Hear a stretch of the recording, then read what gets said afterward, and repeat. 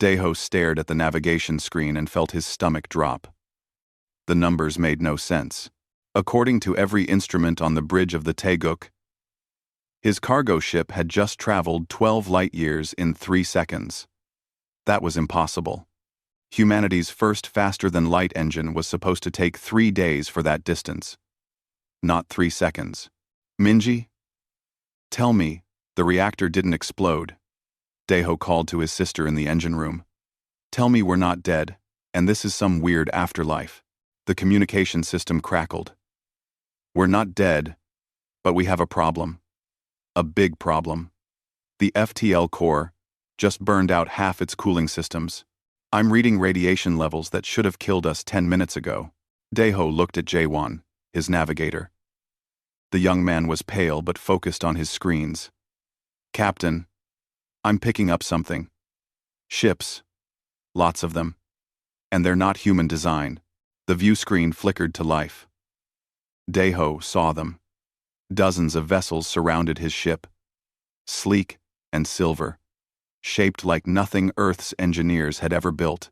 They moved with purpose, forming a perfect sphere around the Taeguk. First contact. Deho whispered. His heart hammered in his chest. Humanity had wondered for centuries if they were alone. Now he knew. They weren't. A new signal pierced through their communications. Jaewon worked frantically at his console. It's trying to establish a translation protocol. Basic mathematics. Physical constants. Captain.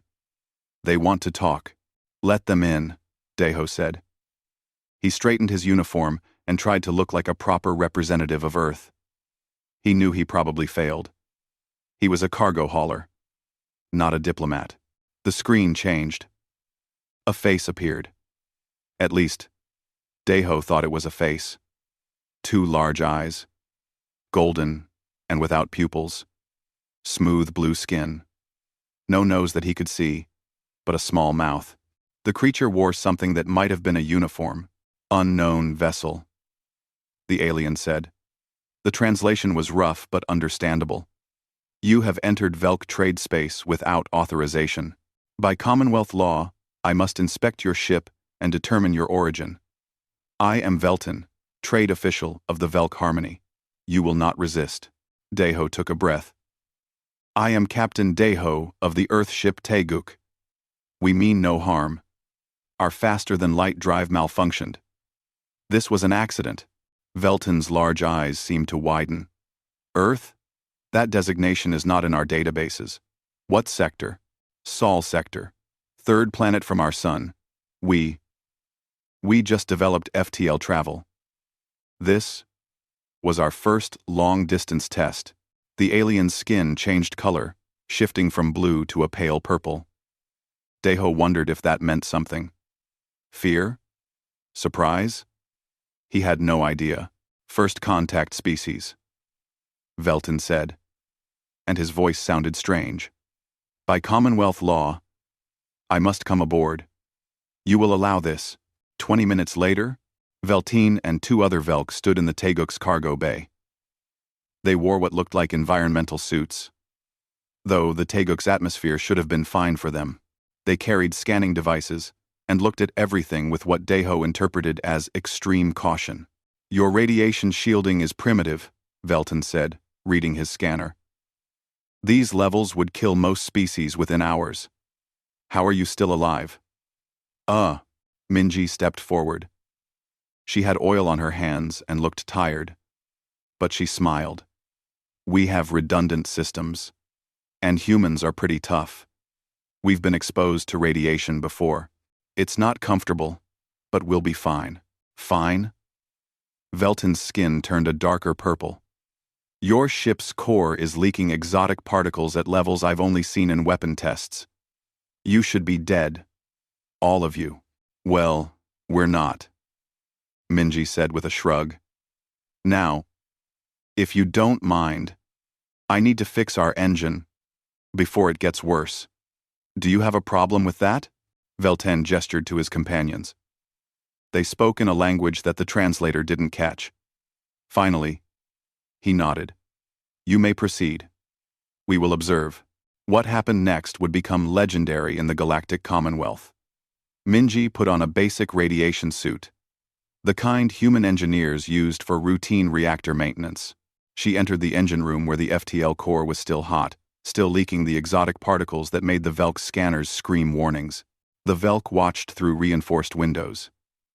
They saw her work for 2 hours straight, in an environment their suits rated as unsurvivable for all known species. They saw her use tools with her bare hands, touching components that still glowed with residual energy. They watched her rewire systems, while radiation counters clicked madly. When Minji emerged, she was sweating and tired, but alive. She pulled off her suit and took a long drink of water. "Fixed," she announced. "We're not going to explode. We'll need better parts for a full repair, but we can limp to wherever you need us to go." Veltan approached her slowly, as if she might attack. "What you just did. What you just survived. I need to know about your homeworld. Tell me about Earth." Over the next hours, Deho and his crew told the Velk everything. They explained about Earth's gravity, more than twice what the Velk considered normal. They described the storms that could level cities, the earthquakes that could swallow buildings, the diseases that killed millions before humanity learned to fight back. They talked about the predators. Bears that could crush skulls. Big cats that hunted in darkness. Sharks that had survived unchanged for millions of years because they were already perfect killers. And humans, who hunted all of them. With each revelation, Veltan's skin grew darker. His companions whispered to each other in their own language, their voices high and stressed. "Your world," Veltan finally said, "your world is classified as a Class 12 death world. Do you understand what this means?" Deho shook his head. "We don't have that classification system. It means," Veltan said slowly, "that no sane species would ever try to live there. Class 12 worlds are where we test weapons, where we mine with automated drones, where nothing lives except the hardiest extremophiles.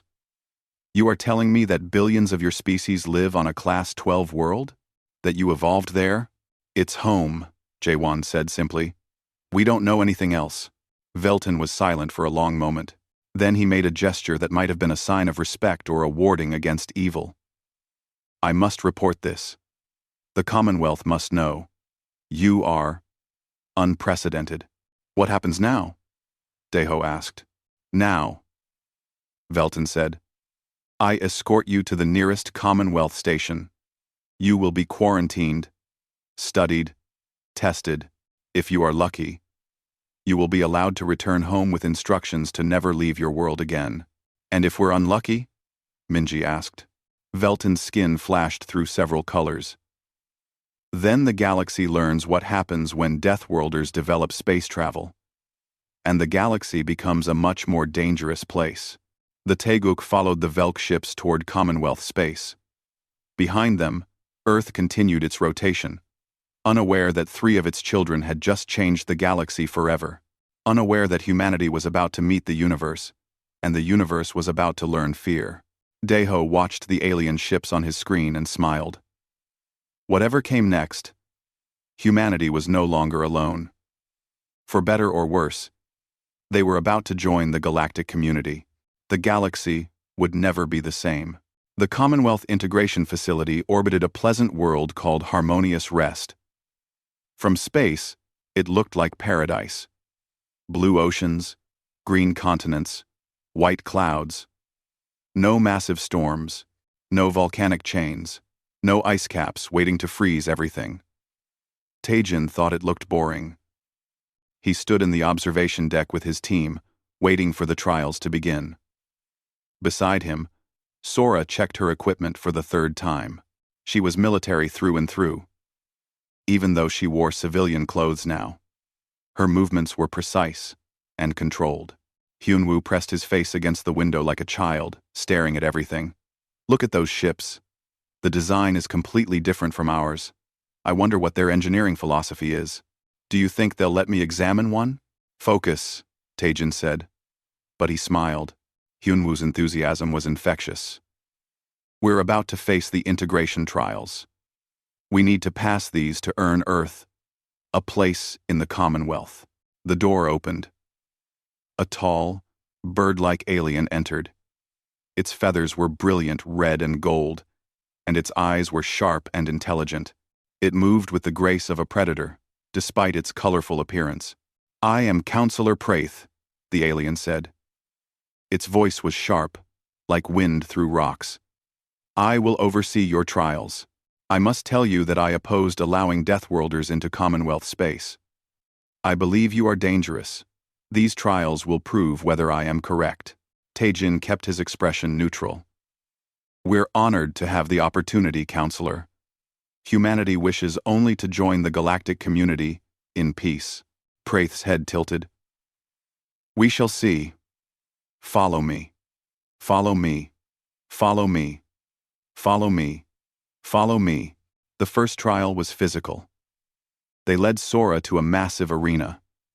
Hundreds of aliens filled the observation galleries, all curious to see the Deathworlder perform. The arena floor was covered in obstacles, walls to climb, pits to cross, targets to hit. "This course," Praith announced, "is designed for our finest warriors. The current record is held by a Kresh champion. Time: 43 minutes. You may begin when ready." Sora stretched once, twice. She looked at the course and nodded. "I'm ready." The signal sounded. Sora moved. She crossed the first obstacle in seconds, vaulting over a wall that was meant to require climbing equipment. She hit the ground running and didn't slow.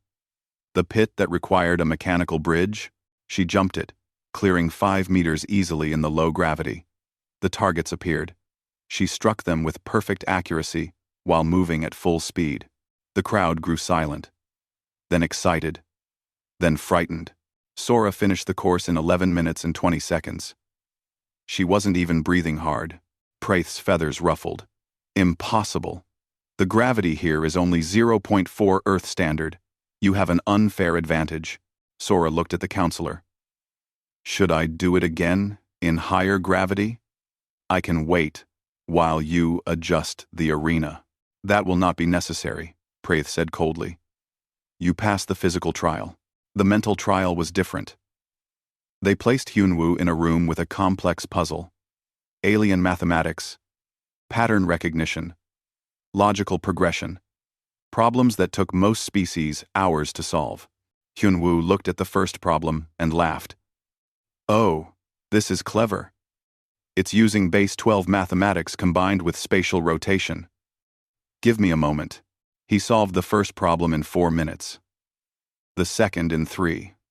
By the 10th problem, he was solving them faster than the computer could generate new ones. The observers whispered among themselves. "Deathworld intelligence," one said.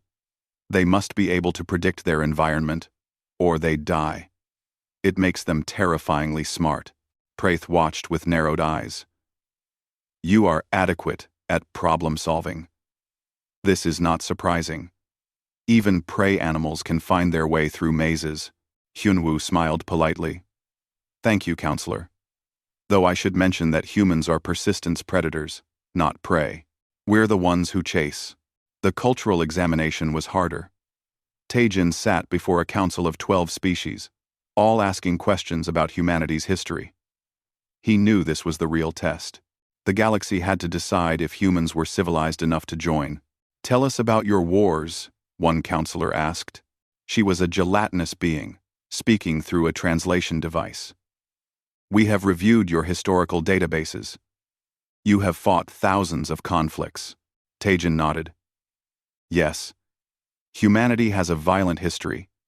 We evolved as hunters on a deadly world. Competition was necessary for survival. But we learned. We grew. We built laws and civilizations. We turned our competitive nature into art, sports, science. We chose cooperation over endless conflict. But you still maintain militaries," Praith said. "You still build weapons. You still train for war." "We do," Taejin admitted, "because peace requires strength, Because some threats cannot be negotiated with. But we also build hospitals and schools and libraries. We create as much as we destroy. More, I hope. The questions continued for hours. They asked about human ethics, philosophy, art. They asked about how humanity treated its own people, its animals, its environment. Taejin answered honestly, knowing that lies would be detected. Finally, the council dismissed him. "We will deliberate," the gelatinous counselor said. "Wait in your quarters." That night, as Taejin and his team tried to sleep, alarms blared through the facility. Guards rushed through corridors. Something was wrong. Sora was already at the door, alert and ready. "What's happening?" A Velk official appeared, skin pale with fear. "Attack, radicals. They don't want humans in the Commonwealth. They've released poison into your quarters' air system. We're trying to evacuate you." Taejin felt dizzy. His throat burned. Medical teams arrived in protective suits. They scanned the humans and their devices went crazy with warnings. "The toxin levels are lethal," one medic shouted. "How are they still conscious?" Sitting. "I don't feel great," Hyunwoo admitted. "But I'm okay." "What kind of poison is it?" "Celestial bloom extract," the medic said. "It's universally lethal. 3 drops can kill most species." "You've been breathing it for 20 minutes. Sora wiped her mouth. "Well, it tastes terrible, but we're still here." "Do you have anything for the nausea?" The incident changed everything. The Commonwealth Council saw the assassination attempt and saw humans survive what should have been certain death. They saw poison that would kill any other species, only make humans sick. Praith stood before the full council the next day. "This proves my point. They are too dangerous. They survive what kills everyone else. They are too strong, too smart, too resilient. We should send them back to their world before they become a threat." Taejin stood to respond. His throat still hurt from the poison, but his voice was clear. "Counselor Praith, I understand your fear. Humanity is different. We come from a world that tried to kill us every day. We adapted or died. Our ancestors faced predators and diseases and disasters, and somehow, they survived. That survival made us strong, but it also made us appreciate life. It made us value cooperation and community. Because on Earth, alone means dead. Together means survival." He looked around at the assembled species. "You fear what we might do. I ask you to consider what we can do together. Humanity has medicine developed to fight terrible diseases. We have engineering built to survive earthquakes and hurricanes. We have the determination to solve problems that seem impossible. We offer all of this to the Commonwealth. Not as conquerors, but as members, as friends." The council deliberated for 2 days. Taejin and his team waited, uncertain of their fate. Finally, the decision came. The gelatinous counselor announced the result. By a vote of 7-5, humanity is granted probationary membership in the Galactic Commonwealth. You will be restricted in your expansion and monitored closely. You will prove yourselves worthy of full membership through your actions. Taejin felt relief wash through him. It wasn't perfect, but it was a start. Praith stood from his seat. "I formally protest this decision. This will be remembered as the day the Commonwealth made its greatest mistake. Mark my words. The Deathworlders will destroy what we have built." The counselor left the chamber. Taejin watched him go and felt a chill. They had won acceptance, but they had also made an enemy. Sora leaned close. "That one will be trouble." "I know," Taejin said. "But we're in. Humanity just joined the galaxy." Hyunwoo grinned. "I can't wait to see what happens next." Neither could Taejin. Neither could anyone, because for the first time in galactic history, Deathworlders had left their world, and nothing would ever be the same. Yuna opened her first trading post on Station Harmony. a massive orbital platform that served as a hub for a dozen species. She rented a small shop in the merchant quarter and stocked it with items from Earth: coffee beans, chocolate bars, basic medical supplies, construction materials, things that seemed ordinary to her. Within 3 days, she had a line stretching around the station corridor. "This is insane," Dongyun said. He stood by the door, watching the crowd. His security training made him nervous about so many aliens in one place. But they seemed peaceful. Excited, even. A Velk merchant reached the counter. His skin was bright yellow with enthusiasm. "You have chocolate? Real chocolate from the Death World?" "I have chocolate," Yuna confirmed. She held up a simple candy bar. "This is a standard Earth confection. Cocoa, sugar, milk. Very common on our world." "I'll take 10, the Velk said. "No, 20. "How much?" Yuna named a price. The Velk didn't even negotiate. He paid immediately and clutched his chocolate like treasure. The next customer was a insectoid species Yuna didn't recognize. Its translator crackled. "Coffee. I must have coffee. I tasted it once, on a diplomatic mission. Nothing else compares." "How much do you want?" Yuna asked. "All of it. I'll buy your entire stock." Yuna blinked. "That's 300 kilograms of coffee beans." "I know. I'll pay double your asking price." By the end of the first week, Yuna's inventory was gone. She sent a message to Earth, requesting 10 times the amount.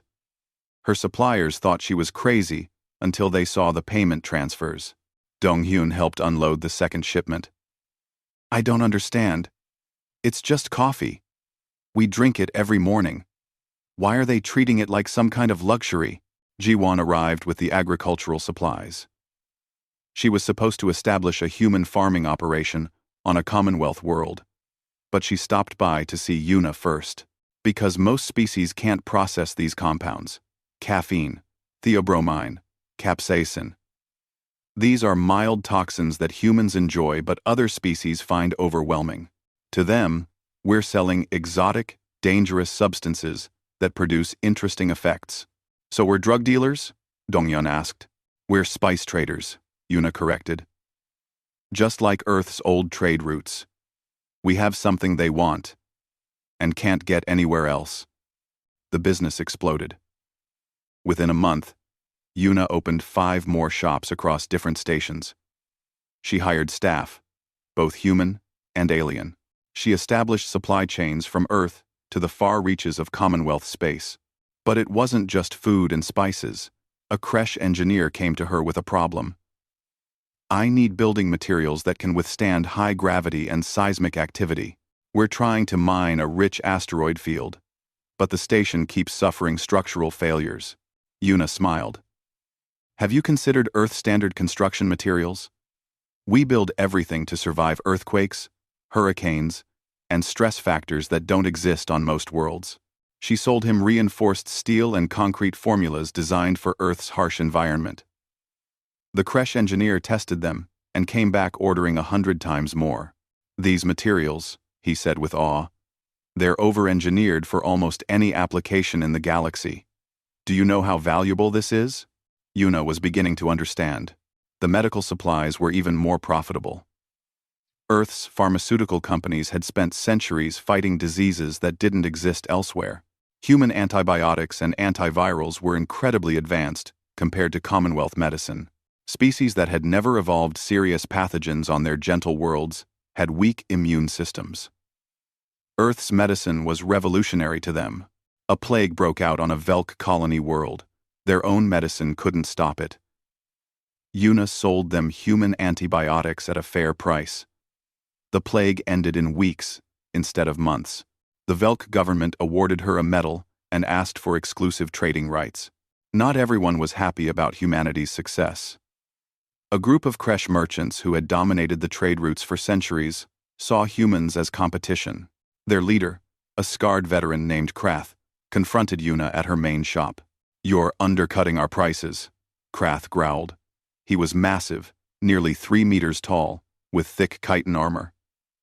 You're stealing our customers. This is unacceptable. Dongyun stepped forward, but Yuna raised a hand. I'm offering fair prices for quality goods. That's just business, Krath. If your customers prefer my products, that's their choice. I'm giving you one warning, Krath said.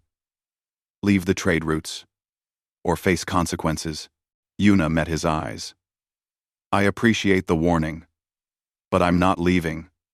If you want to compete, improve your products, or lower your prices. That's how trade works. Krath left, but Donghyun knew this wasn't over. Do it, Yuna agreed. But keep it subtle. I don't want to start a war over commerce. The attack came 2 weeks later. A human cargo ship carrying medical supplies was intercepted by unmarked vessels. Pirates, officially. But Donghyun recognized Kresh design when he saw it. The pirates demanded the cargo. The ship's captain was a woman named Salmon. She refused. That medicine is going to a colony that needs it, Salmon said, over the communication channel. I'm not giving it to you. Then you'll die, the pirate leader said. Salmon had 3 security personnel on her ship. The pirates had 30 armed raiders. The math should have been simple. It wasn't. The pirates boarded the cargo ship, expecting an easy victory. They found humans who had trained in Earth's gravity, who had evolved fighting predators, who didn't know how to quit. The fight lasted 7 minutes. 3 humans against 30 pirates. When Commonwealth patrol ships arrived, they found the pirates unconscious, tied up, and nursing injuries. The humans had minor cuts and bruises. How? The patrol captain asked Salmon. How did 3 of you defeat 30 Kresh raiders? Salmon shrugged.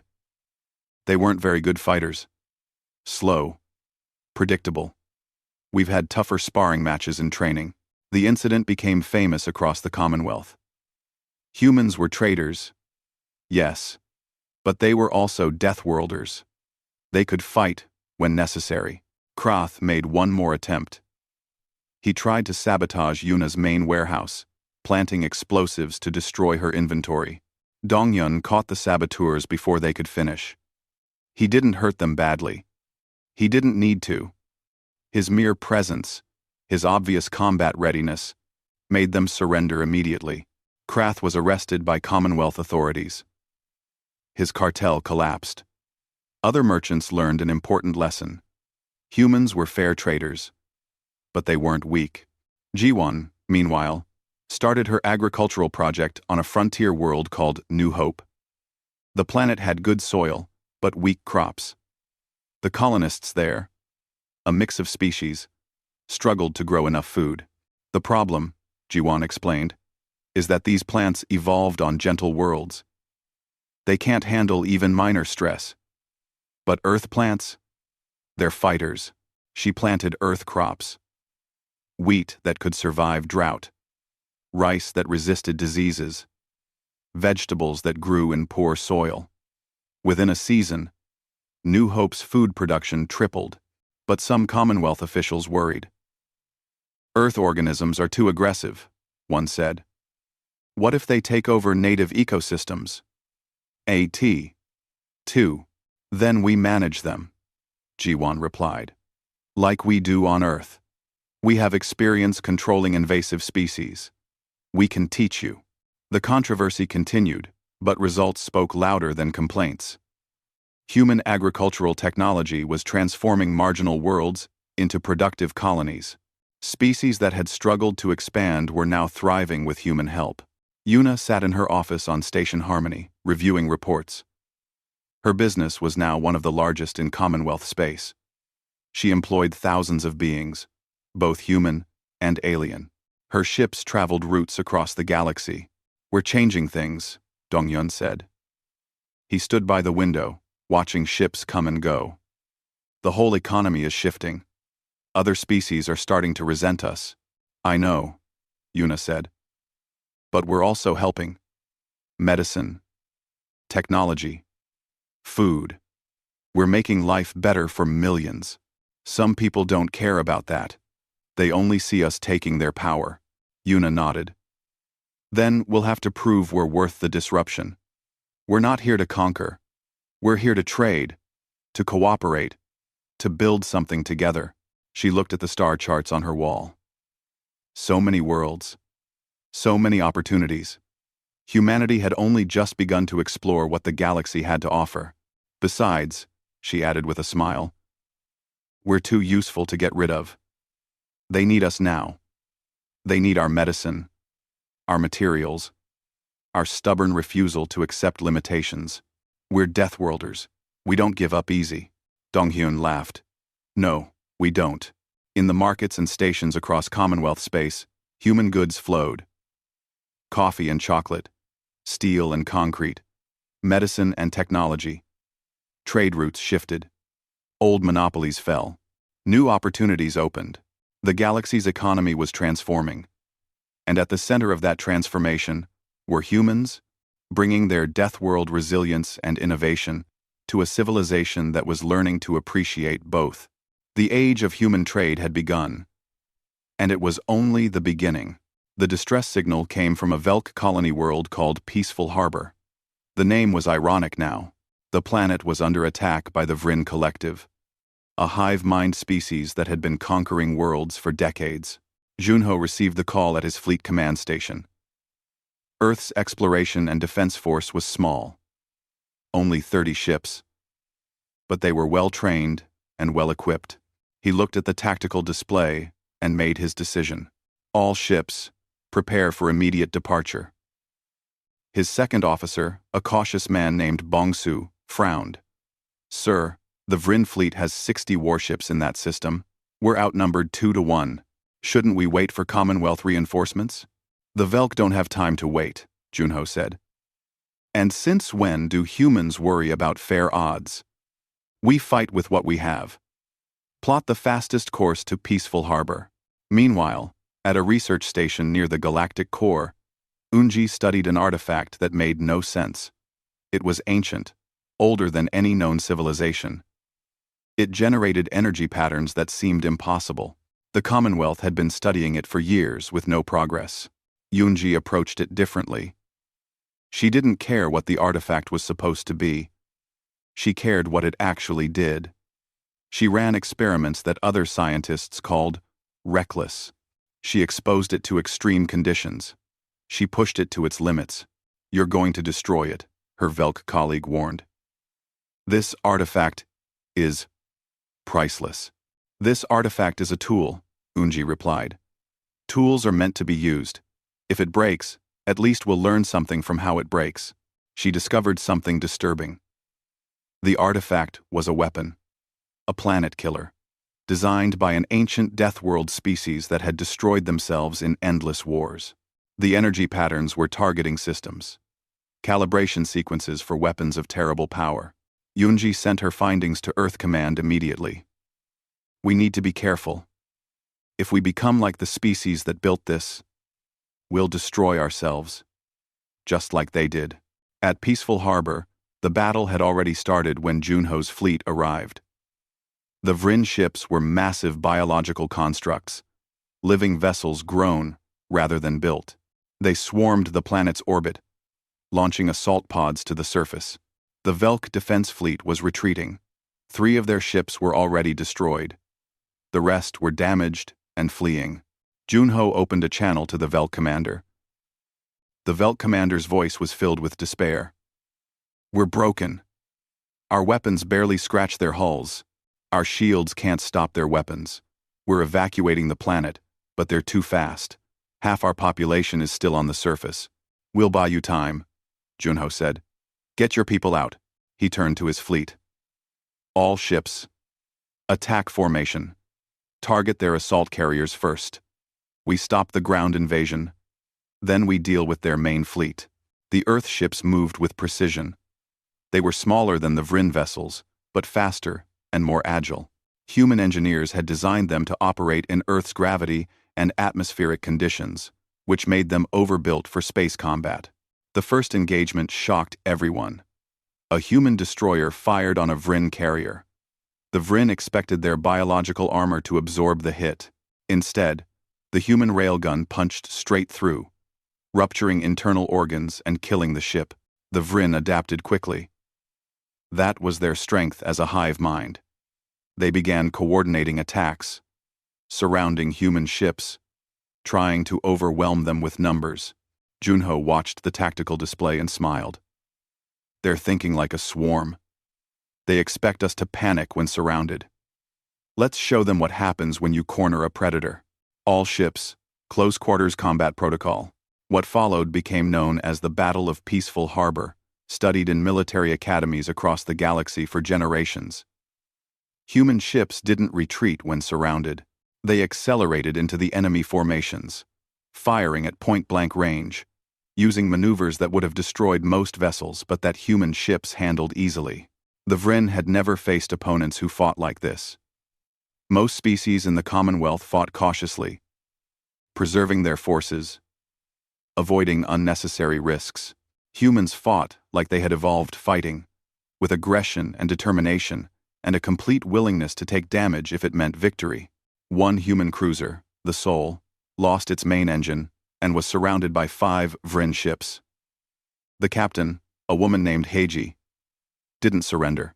She used maneuvering thrusters to ram the nearest enemy vessel, then detonated her reactor. The explosion destroyed 4 Vryn ships and damaged 3 more. The crew escaped in pods. Heiji was the last to leave, making sure everyone else got out first. But the ground battle was worse. The Vryn had landed thousands of assault troops on Peaceful Harbor. They were biological weapons, bred for war, knowing nothing but conquest. Minho led the human marine force down to the planet's surface. He had 200 marines against thousands of Vryn warriors. The math was terrible. Listen up, he told his troops. The Vryn think they know how to fight. They've conquered dozens of worlds. They've never lost a ground battle. Today, they meet Deathworlders. Today, they learn what real warriors look like. For Earth, and for our allies, move out. The Vryn troops were strong and fast. They had natural weapons, claws and mandibles, and acid spit. They attacked with perfect coordination. Guided by their hive mind, the humans fought differently. They used terrain. They set traps. They adapted constantly, changing tactics whenever the Vryn figured them out. And they were tougher than anything the Vryn had encountered. A Vryn warrior slashed a marine named Jamin across the chest. The claws cut through armor. It should have been a killing blow. Jamin staggered, then fired his weapon into the Vryn's face and kept fighting. He had 3 broken ribs and a punctured lung. But he didn't stop until the battle was over. The Vryn had never faced opponents who simply refused to die. They had never fought beings who would lose blood and keep attacking, who would suffer injuries that should be incapacitating and keep moving forward. Minho led a charge into the Vryn command cluster. The hive mind's local controller was there, a massive creature that coordinated hundreds of warriors. If they killed it, the local Vryn forces would lose coordination. 20 Marines against 500 Vryn warriors. The fight was close, brutal, and savage. Minho's armor was shredded. His left arm was broken. He could barely see through the blood in his eyes. He killed the controller with his last grenade. The Vryn warriors didn't die, but they faltered. Their perfect coordination broke. They hesitated, and in that hesitation, human reinforcements arrived and pushed them back. In orbit, Junho's fleet had destroyed or disabled 40 Vryn ships. The remaining vessels were retreating. The hive mind had made a calculation. This victory was costing too much. These Deathworlders were too dangerous. When the battle ended, Junho's fleet had lost 8 ships and taken heavy damage. 400 human crew members had died. But they had saved the Velk colony. They had defeated the Vryn. The galaxy watched the battle recordings with horror and awe. They saw humans fight with a ferocity unseen in civilized warfare for millennia. They saw crews sacrifice themselves to save their ships. They saw Marines continue fighting with injuries that would kill most species. Unji's warning arrived too late to affect the battle, but her words resonated. "We have the capacity for incredible violence," she said in her report. We evolved it, surviving on Earth, but we must be careful not to let that violence define us. The ancient Deathworlders who built this weapon destroyed themselves because they never learned when to stop fighting. We have to be wiser. Junho read her report while his crews repaired the damaged ships. He thought about the battle, about the lives lost, about the Vryn warriors they had killed. She's right, he told Minho, who was recovering in medical with his broken arm in a cast. We can fight. We're good at it, maybe too good. But that can't be all we are. Minho nodded slowly. We fought today because people needed help. Not for conquest. Not for glory. To protect innocence. That's the difference between us and the species that built that weapon. The Vryn Collective sent a formal communication to Earth and the Commonwealth. They sued for peace. They had lost 60% of their fleet and gained nothing. The hive mind calculated that further conflict with humans was inefficient. They had never retreated before, never negotiated, but they had never met Deathworlders in combat. The Commonwealth Council met to discuss the battle. Some praised humanity's defense of a member world. Others worried that humans were too dangerous, too violent, too willing to sacrifice themselves in combat. Prayeth stood before the council. I warned you. Deathworlders are killers. They proved it at Peaceful Harbor. We must contain them before they become an even greater threat. But the Velk representative disagreed. They saved our colony. They fought for us when no one else would. Yes, they're dangerous. But they're dangerous to our enemies, not to us. I propose we increase cooperation with humanity, particularly in defense. The vote was close. But humanity gained new respect and new privileges, and new fears from those who saw what humans could do in war. Junho sat in his quarters, looking at the casualty list. 400 names. 400 people who had died protecting strangers from a distant world. Was it worth it? Bongsu asked. Junho thought about the 5 million Velk civilians who had been evacuated safely. About the planet that still stood. About the Vryn learning that some battles weren't worth fighting. Yes, he said quietly. It was worth it. But we need to make sure we only fight when necessary. We're good at war. We need to be even better at peace. The galaxy had seen humanity fight. Now, it knew fear. But it also knew hope. Because the Deathworlders fought not for conquest, but for protection. Not for glory, but for survival.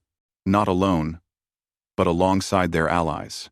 The question was, would that be enough? Nari worked in shadows. As an intelligence officer for Earth's Commonwealth delegation, she monitored communications, tracked patterns, and found secrets that others wanted hidden. She was good at her job. Very good. Which was why she noticed the anomaly. Medical supplies were being diverted from shipments to human colonies. Small amounts, never enough to be obvious. But over 6 months, it added up to significant quantities, enough to engineer a biological agent. Nari dug deeper. She followed the trail through coded messages and hidden accounts. The path led to a research facility funded by anonymous donors. The donors were anonymous, but their transaction patterns matched Praith's known associates. We have a problem, she told Seonho, Earth's newly appointed Commonwealth Senator. Someone is developing a biological weapon targeting humans, and I think Councillor Praith is involved. Seonho was in his office on the Commonwealth Capital Station. He looked tired. The political battles were wearing on him. Are you certain? Accusing a councillor is serious. I'm certain enough to investigate further. Give me authorization to access restricted databases.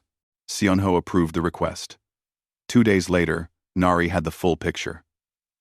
It was a genetic marker, a modification that would make human biology incompatible with most Commonwealth worlds. Once introduced into human populations, it would trap them on their own colonies, unable to survive on the majority of galactic planets. A quarantine without walls. Why?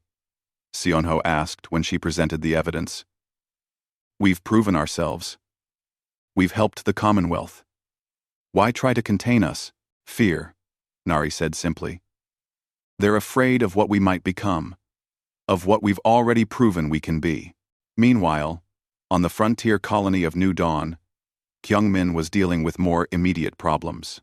The colony was new, barely established, with 5,000 human settlers and a few hundred aliens who had chosen to join them. They were building something special. A mixed community where different species worked together, learning from each other. Kyungmin was proud of what they had accomplished.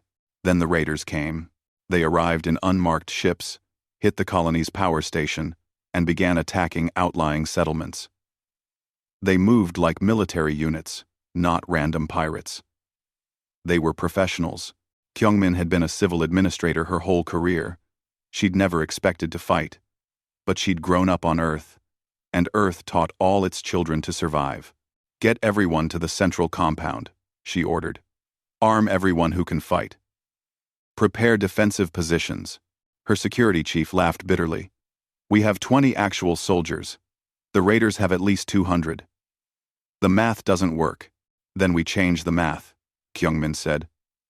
This is our home. We defend it. The colonists weren't soldiers, but they were humans. And they were angry. They built traps using construction equipment. They created defensive positions from farming machinery. They used their knowledge of the local terrain to their advantage. When the raiders attacked the central compound, they found colonists who refused to surrender, farmers who fought with tools and improvised weapons, engineers who had rigged explosives from mining supplies, scientists who used chemical knowledge to create deterrents. The battle lasted 3 days. The colonists took casualties, but they held. And when Commonwealth patrol ships finally arrived, responding to the distress call, they found the raiders surrendering. How? The patrol captain asked Kyungmin. She had a bandage on her head and was limping, but she was smiling. How did civilians hold against a professional assault force? We're not just civilians, Kyungmin said. We're Deathworlders. And this is our home. We don't give up easy. The captured raiders confessed quickly. They'd been hired by intermediaries, paid to destroy or capture the colony. The trail led back to the same group that had been developing the genetic weapon. It led to Prayeth. Nari presented her evidence to Seonho. He's been planning this for months. Maybe longer. Develop the genetic modification, test it on a frontier colony, then introduce it to major human populations through routine medical treatments. Within a generation, humans would be confined to their own worlds. We need to make this public, Seonho said. Bring it to the full council. If we do that, Prayeth will have time to destroy evidence. We need to act faster. Seonho made a decision. He contacted Taejin, who was now heading Earth's diplomatic corps.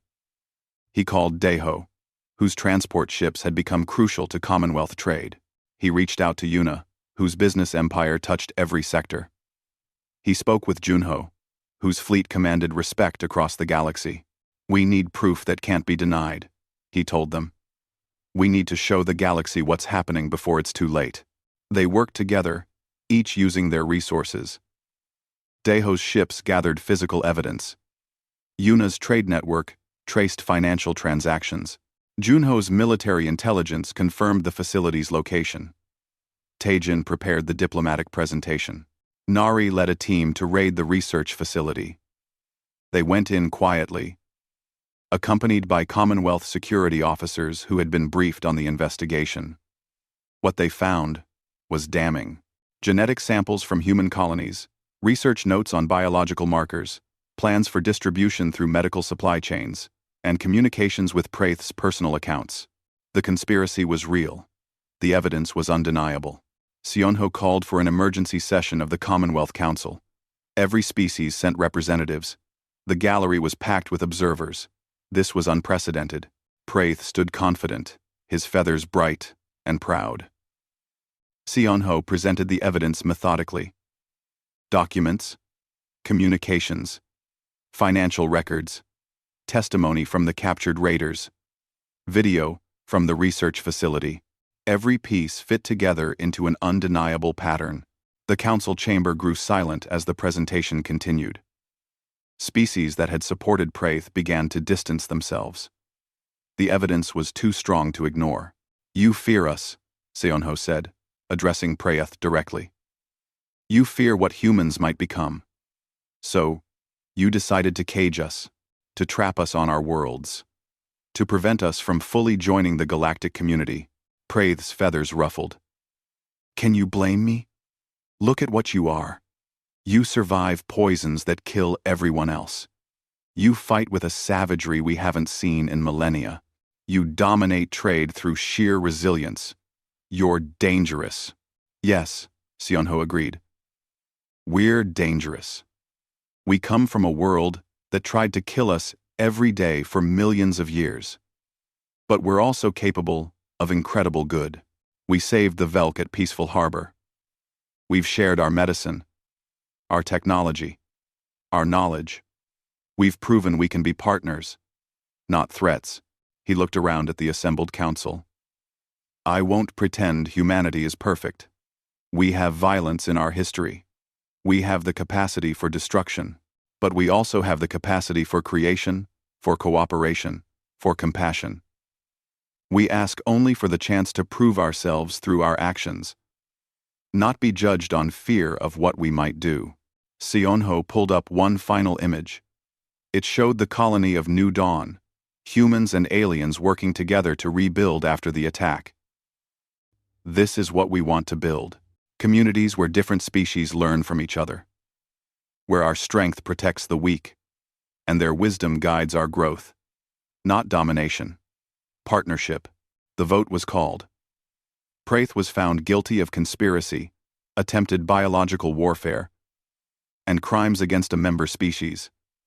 He was stripped of his council position and exiled from Commonwealth space. But more importantly, a second vote was called. The question of full human membership in the Commonwealth.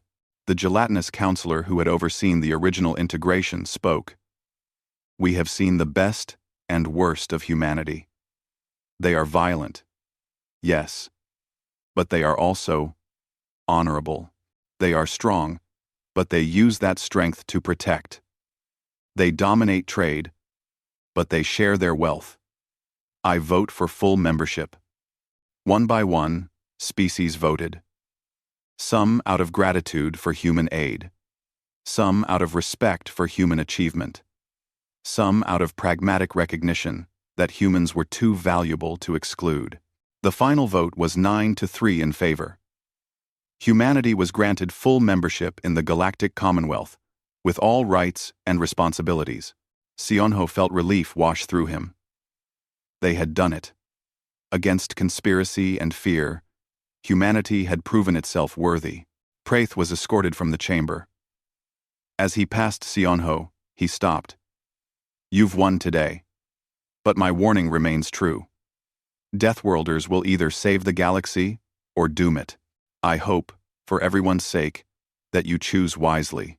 "So do I," Seonho said quietly. That night, the key figures in humanity's ascension gathered on Earth. Daeho and Minji, who had made first contact. Taejin, Sora, and Hyun Woo, who had passed the integration trials. Yuna and Jiwon, who had transformed galactic trade. Junho and Unji, who had proven human strength and warned of its dangers. Seonho and Nari, who had uncovered the conspiracy and secured full membership. They stood on a hill outside of Seoul, looking up at the stars. Those stars held countless worlds now open to humanity. Opportunities and challenges beyond imagination. "What do we do now?" Yuna asked. "We prove Praith wrong," Taejin said. "We show the galaxy that Deathworlders can be a force for good. We stay vigilant," Junho added. "We remember Unji's warning. We don't let our strength corrupt us. We keep building," Kyungmin said, joining them via video link from New Dawn. "We create communities where everyone benefits, where our differences make us stronger." Daeho smiled. When I made that first FTL jump, I was just trying to test an engine. I had no idea it would lead to all this. First contact changes everything, Minji said. But what matters is what we do after. How we choose to use this opportunity. Sionho looked at his friends, his colleagues, his fellow pioneers. The galaxy knows us now. They know we're dangerous. They know we're strong. They know we're stubborn. But they also know we can be trusted. We earned that. Let's not waste it. Far above them, in deep space beyond Commonwealth territory, something ancient stirred. Sensors detected movement in regions that had been silent for millennia. Ships of unknown design began to wake from long dormancy. The galaxy was about to face a threat that even the ancient Deathworlders who built the weapon Unji found couldn't defeat. A threat that would test every species, every alliance, every belief about what was possible. And humanity, the newest members of the galactic community, would face it alongside their allies. But that was a story for another time. For now, on Earth, the Deathworlders looked to the stars and dreamed of what they might accomplish. They had ascended. They had made the galaxy take notice. And the galaxy, for better or worse, would never underestimate them again. The age of humanity in the stars had truly begun. And nothing would ever be the same.